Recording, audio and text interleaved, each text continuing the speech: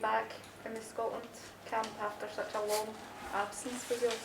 Yeah, it's been a long time. 10 months, which obviously getting 2 positive results in November, we couldn't really see that it was going to be that long until we played an international game again. So obviously everything went on. Took more importance than football as a whole, but yeah, it's good to be back. It's good to be back involved in the squad again, and back with the lads. And I think you see that, well, the way we've trained this week. Everyone's had a smile on their faces, and you can tell we're all happy to be back and happy to represent our country again. You always speak about the importance of the fans at Hampden. How strange is it going to be? Yeah, look, obviously I play with a fantastic club with amazing fans that we've had to get used to.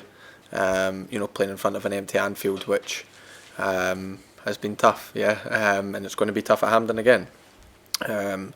You've got nobody to kind of push you on. You've got nobody to cheer your goals or push you up the pitch or whatever. If need be, then you need to create your own atmosphere, and that's what all the lads have had to do at club level, and it's about taking that into international level. It's about being 100% concentrated, about, like you said, creating our own atmosphere, creating that our own way of playing, and making sure we're on top. Because sometimes if lads do switch off that split second, then fans are quick to tell you, but it's up to us to make sure that doesn't happen. So it's going to be a challenge, but it's no different to what we're doing at club level just now. So we've all had enough practice that hopefully we're used to it now. How much can you learn tomorrow night against Israel that will help in the playoff coming up as well?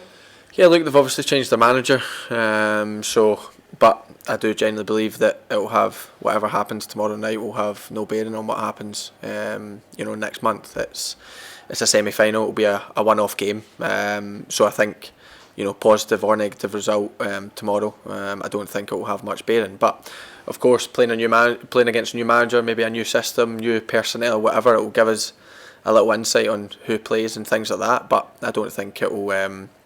Of course, we can take hopefully confidence from it. We're looking for a positive result. We want to win tomorrow to get our Nations League campaign off to a good start. That's first and foremost. But next month's game will take care of itself when it comes round.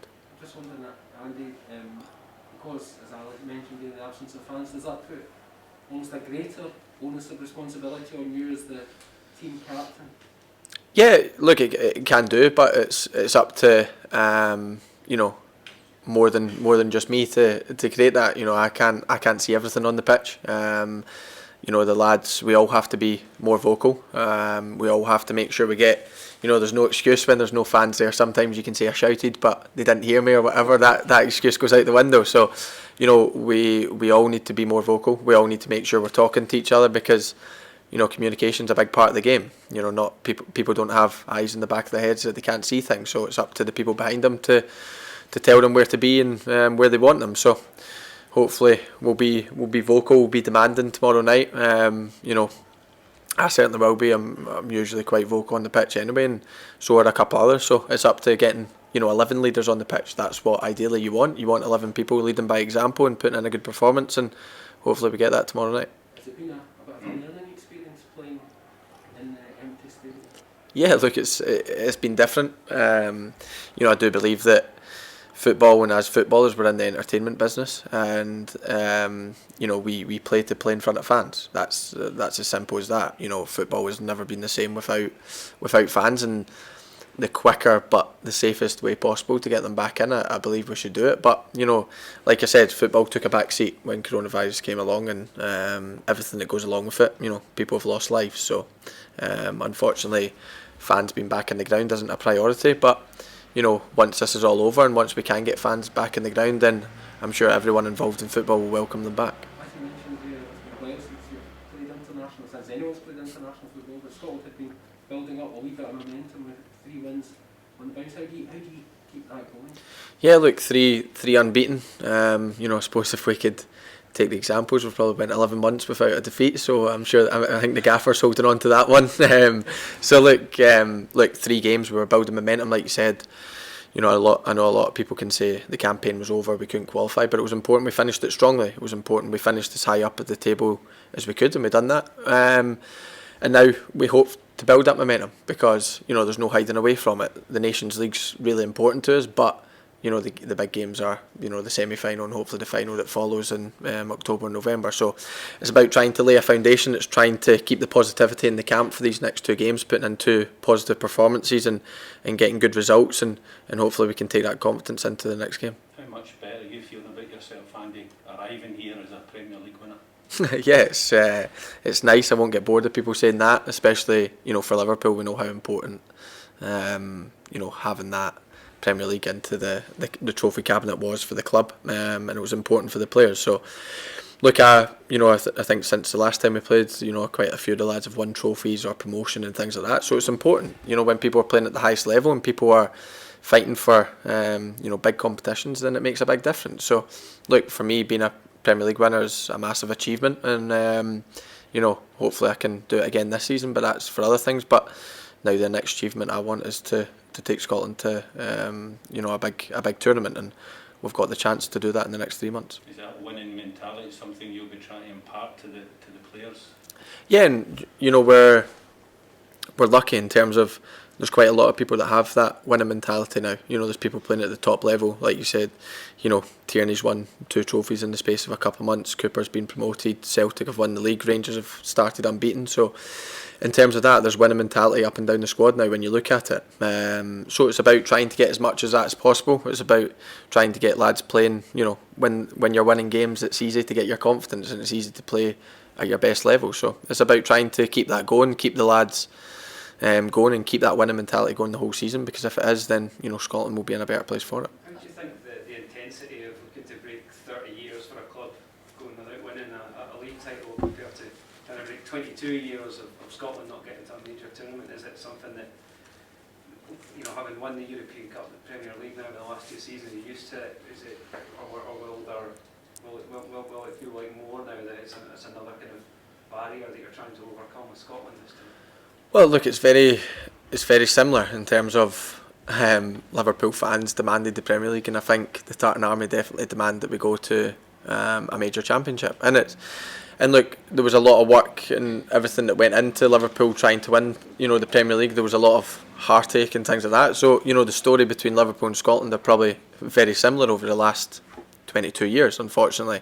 So I've put one of them right, and I hope to put the other one right, because I know, I've been in squads, probably more so under the Strachan era, that a lot of the experienced lads, you could see how desperate they were coming near the end of their career, that was the one thing missing. Darren Fletcher and Scott Brown are perfect examples, 2 unbelievable captains for this country, but the one thing, and they've achieved so much in their game, but the one thing that hurts them is not taking them to the championship. And now, as lads, we've got a chance to put that right for ourselves. It's a relatively young squad, but we've got a chance to then, try and get Scotland back to major tournaments and then build on that. So that's the first hurdle we have to overcome. Look, we'll focus on that come October and hopefully November, but it's certainly in the back of the minds that we all want to achieve that, and there's no prouder thing than representing your country, but I think what we've not felt and we've not done is represent them in a major tournament, and by talking to a couple of the other lads at the team, then that will take it to a whole new level. Andy, fitness-wise, how are you getting on in the Premier League, boys? Obviously you played in the Community Shield last week, but many wouldn't have played full 90 minutes competitive matches in a month, 6 weeks.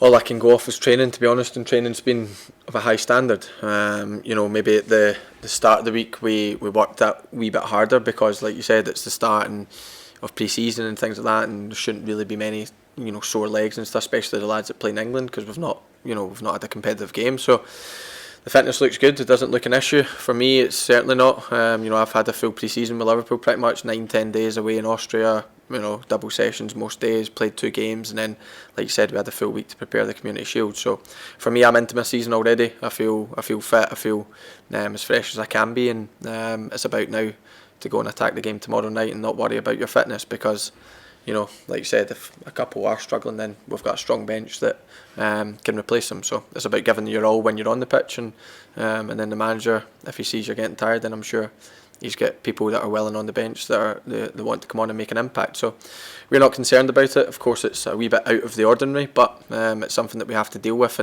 But on the flip side, we only had 2 weeks off, so I don't think a lot of fitness was lost over that time. How much are you looking forward to playing with Tierney again? Have the 2 you spoken at all about his positioning, the pair of you? Look, that's up to the manager. The manager can deal with that in terms of positioning. Of course, once the team comes out, then me and Katie will speak if if we're both selected, and if not, then we'll deal with that. But look, that's something. Katie's a fantastic player. I think the biggest question in Scottish football is probably how to get us both in the team, and me and Katie are probably secretly sick of that question getting asked. We're not the manager, so we don't make that decision. It's up to the manager. But look, he's a fantastic player, fantastic lad, and the fact that he's not been involved in Scotland for the last 2 years is, we felt that. So it's good to have him back. He's been brilliant in training, and he's been brilliant for Arsenal the last 6-7 weeks. So it's a good sign to have him back, playing at the highest level, and having these players in the squad always help. Andy, what have you made of London Dykes, his first squad, and as a character, what does he bring to the group? Yeah, he's been excellent. He's fitted into the squad as if he's been here many a time. I don't think, obviously he's got an Australian background. They definitely don't play table tennis over there by the looks of things from last night's performances from him. But he's settled into the squad really well, and that's what you need. You need characters that come in and don't shy away from being in the Scotland squad. That embrace it, and he certainly embraced it. He's already made a big impact on the squad off the pitch, so hopefully he can do it on the pitch as well if he gets selected. So look, delighted he's picked Scotland. Hopefully he can give us another option up top. Look, we know we're short, especially this camp with injuries and call-offs and things like that, so he's a big option for us, and hopefully he's an option for many years to come. You mentioned earlier this is quite a young squad. Do you feel that is actually a positive in some respects, because there's not just the winning mentality in there, but there's with youth sometimes you get a bit of lack of fear as well about what's going to happen. There's no scarring from. Yeah. Look, you're 100% right, and hopefully we can show that. I'm probably one of the oldest players in the squad, and I'm only 26, which doesn't make me feel the best. But look, we are a young squad. I hope we're fearless. In training, it's looked excellent out there this week. So. But it's about, it's the easiest thing training well, it's the hardest thing then going and putting that into a match. So, look, we need to do that. We need to then put in performances that, everyone can see. So, hopefully we can do that. But, look, we've got an exciting squad. We've got an exciting young squad that can only get better with experience. And hopefully if we can, give them that and, give them a platform to go and play and the confidence, then, you'll start seeing a much more successful Scotland, because I think it's paining everyone in the country just now that we've not been to a major tournament in so long, and we're in control of that just now to try and put that right. And I can tell you that all the lads back there are determined to do that. A lot of speculation about Lionel Messi going to Manchester City next season. How much have you considered the prospect of playing against him? Yeah, I've considered it. I hope it doesn't happen, of course. From a complete selfish point of view, I hope it doesn't happen. Hopefully he stays at Barca. But look, he's one of, if not the best player to ever play the game. So for him to go to one of your nearest rivals is probably never a good sign. So look, he's a fantastic player. I've got no doubt if he came to the Premier League, he'd bring the exact same quality and same passion and everything he brings at Barca. So. Look, for us, I think Liverpool have ruled out that we are going to sign him. So for me, I don't want him anywhere near the Premier League, and hopefully it stays that way. But look, we'll wait and see what happens with that. Obviously, you can see the uncertainty at Barca. I think everyone can see that, and hopefully to get it resolved. But if he comes to the Premier, we'll deal with it. It'll be great for the lads to play against him, because I've played against him twice, and it's the hardest games I've ever played. So you need to stay on watch against him at all times, and he can pop up out of nowhere. So he's a fantastic player, like I said, probably the best ever player game. So but hopefully he stays in Spain for me.